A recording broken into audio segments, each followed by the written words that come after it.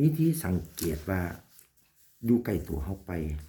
ให้เบิ่งพฤติกรรมการเล่นโทรศัพท์คนรอบข้างหรือเจ้าของนะครับ ถ้ามักเป็น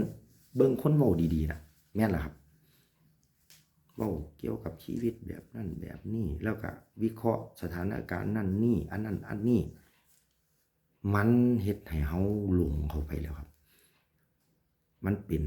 ถ้าเว้าทางพลังลบเนาะทางด้านมืดมันเป็นอำนาจมันเป็นพลังดึงดูดบางอย่างมันมีเด้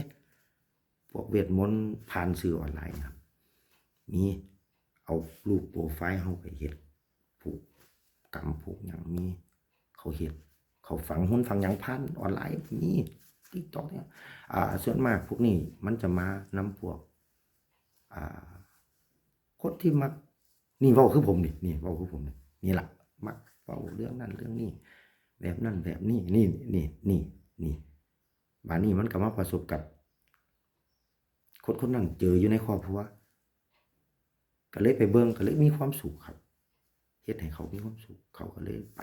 ครับดึงจิตใจเขาไปลงเข้าไปเลิกเขามันสิส่งต่อไปเรื่อยๆเรื่อยๆเรื่อยๆส่งกันเป็นทอดๆคือผมนะครับจุดเริ่มต้นผมเนี่ยผมมีทางออกครับเบิ่งพระเพิ่นสวดเพิ่นบอกเพิ่นก็ส่งผมต่อคิดส่งไปเรื่อยๆแต่ว่าผมปัญหาว่าความทุกข์มันคือหยังผมส่งไปเห็นความทุกข์เกิดจากบ่ได้โทษหยังเลยครับบ่ได้โทษสิ่งที่เฮาเฮ็ดเรียนเทคโนโลยีใหม่ๆเนี่ยบ่ได้โทษเขาเฮ็ดมาดีแล้วครับแต่ว่าคนน่ะเอามาใช้บ่ดีเองครับเกิดจากหยังที่ขาดวินัยเรื่องความดีสัจจะความรักแบบบ่มีเงื่อนไขแล้วก็บ่ลืมคำว่าพรหมวิหาร4อาจสิว่าเจ้าของมีอยู่โอ้ยเว้าหยังมีแม่นครับสัจจะครับสัจจะมองบ่เห็นนะครับสัจจะมองบ่เห็น สัจจะนี่แหละตัวตัดสินว่าบุญบารมีหลายหรือบุญบารมีน้อยคือสัจจะแต่ว่าทุกอย่างอยู่ต่ำสุดเด้ผมนะคนอื่นผมบ่รู้นะเกณฑ์ผมนี่อยู่ต่ำสุดก็คือได้แค่ปากดีได้แค่ปากสัจจะก็มีได้แค่ปากนี่คือเกณฑ์ผมต่ำผมก็เข้าแล้วเพราะ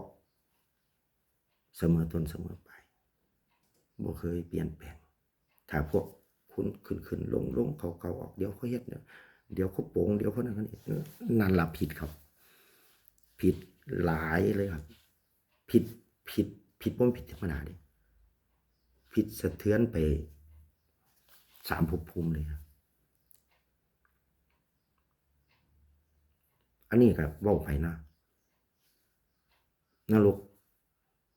คนทำผิดมันเต็มเพิ่นอยากให้พากันแก้ตอนมีชีวิตตอนนี้คนเฮ็ดบ่ดีนี่บ่ได้ไปนรกเลยครับเพิ่นส่งไปพุไปไสบ่ดวงจิตนะดวงจิตส่งไปไสผมก็บ่รู้แต่ว่าบ่แม่นนรกครับคล้ายๆว่าส่งไปแล้วบ่ได้กลับมาง่ายแบบว่าเขาสิไปคือรถนี่แหละรถเกี่ยวห้างซ่อมบ่ขึ้นน่ะส่งไปเปลี่ยนอะไหล่ใหม่ครับสร้างขึ้นมาใหม่แต่โครงเก่าแล้วสร้างใส่ใหม่soว่าอุปกรณ์สิครบโอ้ใช้หลายปีอันนี้คือกันครับไปสร้างใหม่นะแล้วก็ค่อยสิได้มาแต่ถ้ามานี่ก็ต้องไปเริ่มต้นที่สิ่งที่ลำบากก่อนไล่ขึ้นค่อยสิมาฮอดเท่าทุกมื้อนี้ได้เฮาเกิดมาเป็นคนได้นี่แสดงว่าเฮาผ่านการทดสอบหลายอย่างมาแล้วทดสอบมาอยู่ในระดับนี้แต่ชาตินี้เขาเพิ่นก็ทดสอบอย่างนี้แต่ถ้าผ่านชาตินี้ไปพวกเจ้าก็สิได้ไปพบหน้าพบหน้าสิเป็นพบที่ดีคนที่บ่มีอันที่ผมว่าสิบ่ได้ไปผมก็บ่ได้ไปเพราะผมเลือกที่สิบ่ไปผมบ่ไปผมขออยู่เพื่อ พื่อเฮ็ดภารกิจผมบ่ให้คนล้นนรกตอนนี้นรกเพิ่นรับบ่ได้แล้วเพิ่นเลยมาเคลียร์ในโลกปัจจุบันเพิ่นให้มาเพิ่นเคลียร์ในโลกปัจจุบันให้จบให้เบาลงบ่จบหรอกครับมันบ่แล้วดอกเรื่องซุมนี้มันสิอยู่กับมันคู่ชีวิตเฮาไปตลอด